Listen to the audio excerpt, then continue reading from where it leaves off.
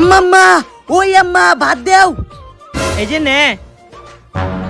ও বেদি গো বেদি এটা কিয়া মাছের মাথা কো।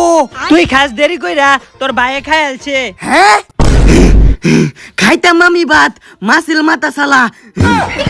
এই লাখ কোষ্টা প্রত্যেকদিনই মাছের মাথা খাইলবো। আবার আসে দাঁতলা মুয়া প্রতিদিনই মাছের মাথা খাইলবো। বেদি গো বেদি ও মালে মাছের মাথা না দিলে আমি খাইতাম মা। ওই কিসে কান্দস কে?